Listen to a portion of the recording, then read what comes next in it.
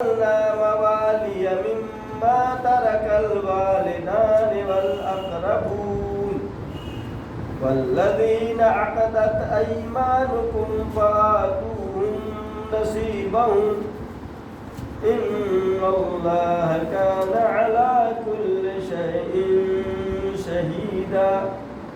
اس آیت میں جیسا کہ پہلے تذکرہ میراث کے بارے میں ہوا تھا، میراث کے بارے میں ہی دوبارہ تذکرہ ہو رہا ہے، البتہ ایک مسئلے کو بیان کرنے کے لیے اس میں خدا تعالیٰ دوبارہ تاکید کر رہا ہے وَلِكُلٍّ جَعَلْنَا مَوَالِيَ، ہم نے ہر ایک کے لیے موالی یعنی وارث قرار دیا، وارث ہر مرنے والے کے لیے وارث قرار دیا، مِمَّا تَرَكَ الْوَالِدَانِ وَالْأَقْرَبُونَ، جو والدین اس کے چھوڑتے ہیں یا اس کے رشتہ دار دنیا سے چلے جاتے ہیں، جو مال چھوڑ کر کے جاتے ہیں، ہم نے ان مالوں کے لیے وارث قرار دیا ہے، یعنی ورثہ وراثت خداوند عالم نے معین کیا ہے۔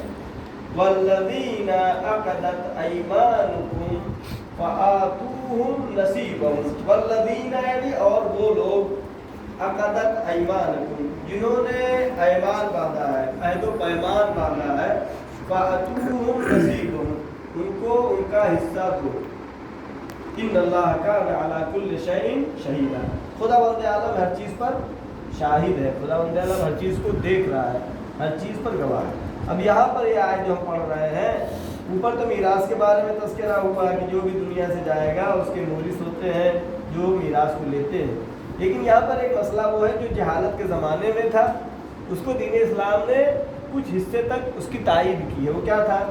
ایسا ہوتا ہے جیسے دو آدمی ہیں آپس میں، انہوں نے کہا کہ ہم ایک دوسرے کے ذمہ دار ہوں گے، ہم ایک دوسرے کے ذمہ دار ہوں گے، یعنی کیسے؟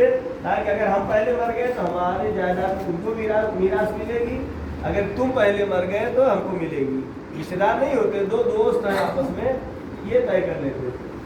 اس کے بارے میں قرآن مجید بیان کر رہا ہے کہ اگر ہمارا کوئی نقصان ہو گیا، نہیں ہم نے خدا نخواستہ ایکسیڈنٹ کر دیا اور دیت دینی پڑی، پیسہ بھرنا پڑا، تو تم ہماری ہیلپ کرو گے، اگر تمہارے ساتھ کوئی مصیبت آ گئی تو ہم ہیلپ کریں گے۔ پہلے زمانے میں اس طرح کا عقد ہوتا تھا، عہد و پیمان ہوتا تھا۔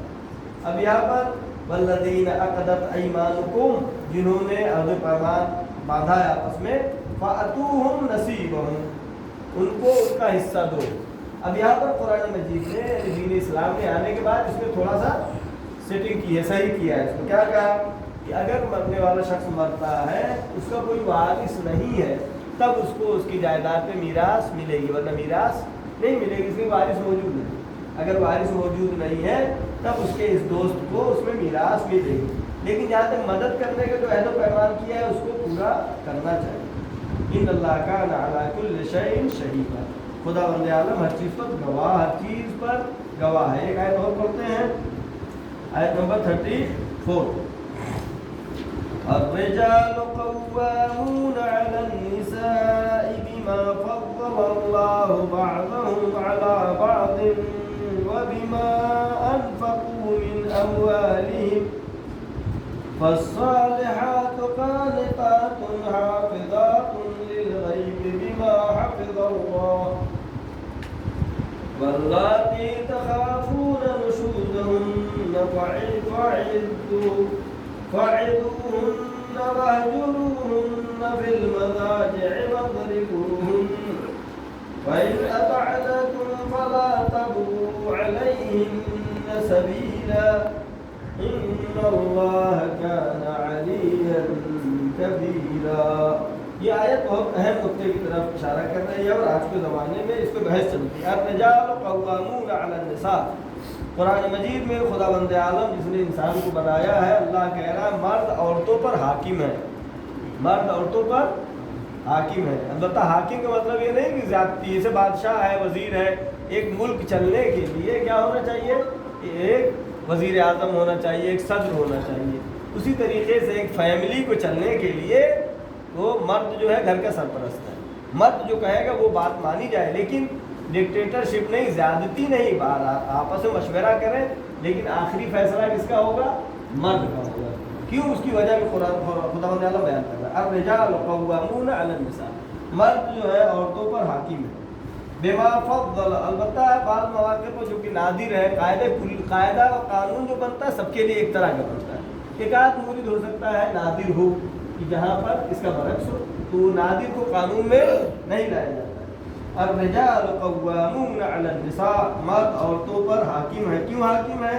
بما فضل اللہ بعضهم علی بعض، اس وجہ سے خدا بند عالم نے بعض کو بعض پر فضیلت دی ہے۔ اس کے پہلے کی آیت میں بھی ہم نے یہ پڑھا تھا، ولا تتمنوا ما فضل اللہ، تمنا مت کرو کہ اللہ نے فضیلت دی ہم کو بھی وہ فضیلت دے دی، تمنا نہیں کرو۔ یہاں پر اللہ کہہ رہا ہے کہ ہم نے مردوں کو حاکم بنایا ہے عورتوں کے اوپر۔ کیوں؟ اس لیے کہ اللہ نے مردوں کو فضیلت دی ہے عورتوں پر۔ کیوں فضیلت دی ہے؟ وَبِمَا أَنفَقُوا مِنْ أَمْوَالِهِمْ، ایک تو اللہ کہہ رہا ہے ہم نے چونکہ فضیلت دی ہے کس اعتبار سے، لیکن مرد اور عورت میں ایک بہت بڑا فرق ہے، وہ کیا ہے؟ عقل کے اعتبار سے عقلی فیصلے کرنا مرد کے اندر زیادہ صلاحیت ہوتی ہے، عاطفہ اور محبت یا عورت کے اندر زیادہ ہوتی ہے۔ یعنی ایک چیز مرد کو زیادہ اللہ نے دیا ہے، ایک چیز عورت کو زیادہ۔ اسلام کے لحاظ سے عورت جج نہیں بن سکتی، کیوں؟ اسی لیے اس کا عاطفہ اور محبت ہے، چور آ کے رو دیا تو رحم کھا کے غلط فیصلہ دے سکتی ہے، لیکن مرد جو ہے عقل کی کسوٹی پہ توڑتا ہے۔ لہٰذا اللہ نے کیا حکم دیا ہے؟ مرد حاکم ہے عورتوں پر۔ کیوں؟ ایک وجہ تو یہ ہو گئی کہ اللہ نے فضیلت دی ہے اس کے عقل کے لحاظ سے، جسم کے لحاظ سے۔ مرد جو ہے جسم کے لحاظ سے مضبوط ہے، لہذا مرد کی ذمہ داری بھی زیادہ ہے۔ مرد وہ ہے جس کی ذمہ داری ہے اپنی فیملی کی حفاظت کرنا، لہذا اللہ نے کہا کہ یہ حاکم ہے مرد۔ ایک بعضهم علی بعض وبما انفقوا من اموالهم، اور یہ مرد ہی وہ ہے کہ جس کی ذمہ داری ہے کہ اپنے بیوی بچوں کا انفاق کرے، بیوی بچوں کا خرچ پورا کرے، لہذا اللہ نے مرد کو حاکم بنایا۔ ہو سکتا ہے کسی جگہ پہ عورت کما رہی ہے پیسہ، لیکن وہ قاعدہ کلی نہیں بنے گا، قاعدہ یہ ہے فالصالحات، اب عورتوں کی دو قسمیں اللہ بیان کر رہا ہے، دو طرح کی ہے، فالصالحات قانتات حافظات للغیب بما حفظ اللہ۔ بہت سی اکثر عورتیں جو کہ، اور دو قسمیں، ایک مومنہ ہے قانتات، شکریہ کرنے شکر ادا کرنے والی ہے، حافظات للغیب، جب شوہر سفر پر ہے تو اس کے مال کی حفاظت کرتی ہیں، اس کے ناموس کی حفاظت کرتی ہیں، اور بما حفظ اللہ، اور جو گھر کی راز کی باتیں ہیں وہ دوسروں کو نہیں بتاتی ہیں۔ ایک تو عورت کی قسم یہ ہو گئی جو وفادار عورت مومنہ ہے، قائم۔ واللاتی تخافون نشوزہن، لیکن وہ عورتیں جو کہ نشوزہن، جو پیروی نہیں کرتی شوہر کی، کم ہے، فعظوہن وہجروہن، ان کو جو ہے کیا کرتی ہے، وہ اوپر جو بتایا اس کے برعکس وہ کیا کرتی ہے، امانت داری کرتی ہے، شوہر کے اور گھر کے عزت کے خیال رکھتی ہے، اور گھر کے راز کی بات دوسروں کو نہیں بتاتی ہے۔ ایک وہ ہو گئی واللاتی تخافون نشوزہن، اور وہ عورتیں جو کہ نشوز ہیں، یعنی پیروی نہیں کرتی ہیں، شوہر کی اطاعت نہیں کرتی، چونکہ اللہ نے اوپر کیا کہا، مرد حاکم ہے۔ اب وہ عورتیں جو ہے اطاعت نہیں کرتی ہیں، لیکن رائے مشورہ الگ چیز، رائے مشورہ ہونا چاہیے، لیکن آخری فیصلہ جو مرد کا۔ لیکن اگر جو ہے عورت نشوز ہے، یعنی شوہر کی اطاعت نہیں کرتی ہے اور گناہ میں پڑتی ہے، ادھر ادھر جاتی ہے، نشوزہن فعظوہن، پہلا حکم اللہ دے رہا ہے مردوں کے لیے، فعظوہن، اس کو موعظہ کیجیے، اس کو سمجھائیے کہ ٹھیک سے رہو، انسان کی طرح رہو، اچھے سے رہو، بات کر کے سمجھائے، عظوہن یعنی بات کر کے سمجھائے۔ دوسرا اگر پھر بھی نہیں مانتی ہے، وَهْجُرُوهُنَّ فِي الْمَضَاجِعِ، اس کے ساتھ رہنا چھوڑ دے، اس سے دور ہو جائے، اور اگر اس کے بعد بھی نہیں سدھر رہی ہے، فَاضْرِبُوهُنَّ، پھر اس کو مارنے کا حکم ہے، لیکن کتنا مارنے کا؟ جیسا کہ تفاصیل میں، اگر وہ گناہ کا مرتکب ہو رہی ہے، شوہر کی اطاعت نہیں کر رہی ہے، گھر کی عزت کا خیال نہیں کر رہی ہے، فَاضْرِبُوهُنَّ، اس کو مار سکتے ہیں، لیکن کتنا؟ صرف اتنا کہ کوئی زخم نہ ہونے پائے، کوئی سوجن وغیرہ نہ آ جائے، کچھ ہاتھ پیر ہڈی وغیرہ نہ ٹوٹے، اتنا کہ پہلا مرحلہ کیا ہے، وعظ و نصیحت کرنا، اس کو سمجھایا جائے۔ دوسرا مرحلہ کیا ہے، اس سے دوری اختیار کر لینا، اظہار نفرت کرنا۔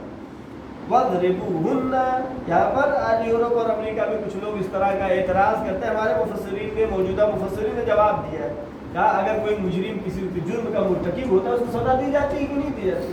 اس کو جیل میں ڈالا جاتا ہے کہ نہیں ڈالا جاتا ہے؟ بجائے اس کے کہ یہ ناشزہ عورت جو بدکار ہو چکی ہے اس کو جیل میں ڈالا جائے، اس کے پہلے گھر میں ہی مختصر سزا دے کر کے اگر سدھار لیا جائے تو یہ بہتر ہونا کہ اعتراض وَاضْرِبُوهُنَّ. اب یہاں پر فَإِنْ أَطَعْنَكُمْ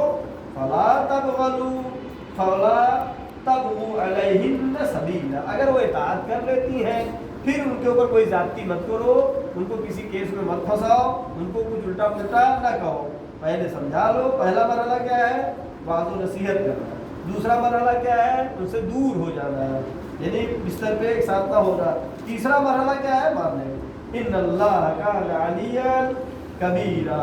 خدا بند عالم علی ہے، بلند ہے، کبیر ہے، عظیم ہے، اور خدا بند عالم تمام چیزوں کو دیکھ رہا ہے. لہٰذا اللہ نے جو قانون بنایا ہے، جو قاعدہ بنایا ہے، اگر انسان اس قاعدے پر عمل کرے تو دنیا میں کسی پہ ظلم نہیں ہوگا، پوری انسانیت سکون سے رہے گی، آرام سے رہے گی، گناہ اور بدکاریاں ختم ہو جائیں گی. صدق اللہ العلی